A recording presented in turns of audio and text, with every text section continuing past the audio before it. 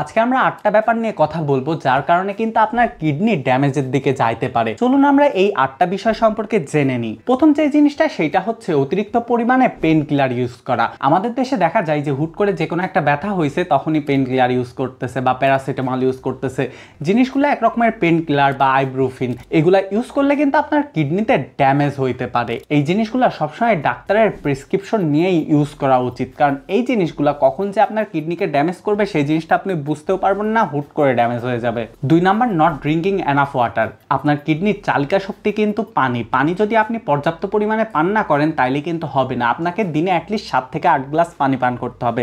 দেখা যাচ্ছে আপনি পর্যাপ্ত পরিমাণ পানি পান করতেছেন না, এর জন্য আপনার কিডনি সচল থাকতে পারতেছে না। এই সচল না থাকতে থাকতে হুট করে কিডনি কিন্তু একদিন নষ্ট হয়ে যায়। 3 নাম্বার হচ্ছে হাই সল্ট ইনটেক। মূলত সোডিয়াম কিন্তু আমাদের কিডনির জন্য খুবই খারাপ। এইটাও আপনার বডির কিন্তু ব্লাড প্রেশারকে হাই করে দেয়।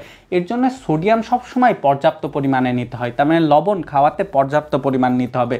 হুটহাট অনেক বেশি লবণ খায় না, এটা শরীরের জন্য খুবই ক্ষতিকর। 4 নাম্বার, ইগনোরিং ইনফেকশন। আপনার বডিতে কোনো রকম ইনফেকশন হচ্ছে নাকি, যেমন গলায় দেখা যায় যে হুট করে একটা ইনফেকশন বা বডিতে অন্য কোনোখানি ইনফেকশন জাতীয় কিছু দেখা গেলে এই জিনিসটা ব্যাকটেরিয়া বা ভাইরাস জনিত যে কোনো কারণে হয়েছে সেই জিনিসটা কিওর করতে হবে, কারণ এটা যদি আপনার কিডনি পর্যন্ত চলে যায় তাইলে কিন্তু আপনার কিডনিতে ইফেক্ট করতে পারে। তাছাড়া ইউটিআই হইলে দেখা যায় যে আপনার মূত্রথলিতে কিন্তু ইনফেকশন দেখা যায় বা মূত্রনালীতে, এই জিনিসটা আস্তে আস্তে কিডনি পর্যন্ত চলে যাইতে পারে। কিডনি পর্যন্ত যাওয়ার আগে এই জিনিসটার কিন্তু একটা কিওর করতে হবে। এর জন্য ইনফেকশন থেকে সবসময় সাবধান। 5 number, consuming too much protein. আপনার কিন্তু খুব বেশি প্রোটিন খাওয়া যাবে না। খুব বেশি প্রোটিন খাইলে এটা কিন্তু আপনার ব্লাডের সাথে যখন মিশে যায় ব্লাড পিউরিফাই করতে, তার মানে সমস্যা হয় কিডনির। কিডনি যখন অতিরিক্ত তার মানে প্রোটিন পাইতেই থাকে, একটা সময় কিডনি আর কোনো রকমের কাজ করতে পারে না, তখনই কিন্তু কিডনির ড্যামেজের দিকে চলে যায়। 6 নাম্বার, ড্রিঙ্কিং অ্যালকোহল এক্সেসিভ। মূলত অ্যালকোহল জিনিসটা খাওয়াই খারাপ, এটা আমাদের শরীরের জন্য এমনিতেই ক্ষতি, কিন্তু দেখা যায় যে অনেকে প্রচুর পরিমাণে অ্যালকোহল খায়।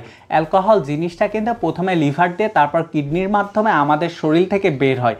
কিডনি দিয়ে যখন অতিরিক্ত অ্যালকোহল বের হয় এটা কিন্তু কিডনির যে ফাংশন এইটাকে নর্মাল করে ফেলে, মানে দুর্বল করে ফেলে, উল্টাপাল্টা করে ফেলে। এর জন্য কিন্তু কিডনিতে হিউজ পরিমাণে ড্যামেজ হইতে পারে। 7 নাম্বার হচ্ছে not managing diabetics and hypertension. Hypertension আর ডায়াবেটিক্স দুইটাই কিন্তু আপনার বডির জন্য খুবই ক্ষতিকর।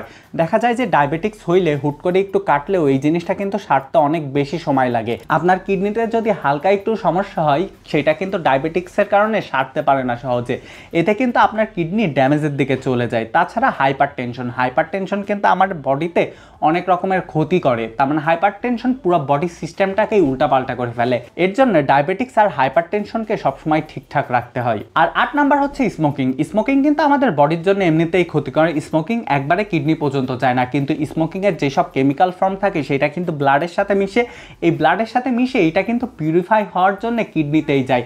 কিডনি যখন পিউরিফাই করে এত ডিটক্সিক করতে পারে না, তাই খুব বেশি ডিটক্সিক করার ক্ষমতা কিন্তু আস্তে আস্তে হারায় ফেলে, তখনই কিডনিতে ড্যামেজটা হয়। মূলত এই 8টা কারণেই কিডনির ইস্যুগুলা আমাদের দেশে খুব বেশি হয়ে থাকে। এই 8টা জিনিস যদি আপনি ম্যানেজ করতে পারেন কিডনির যে কোনো সমস্যা থেকে কিন্তু আপনি বাঁচতে পারবেন।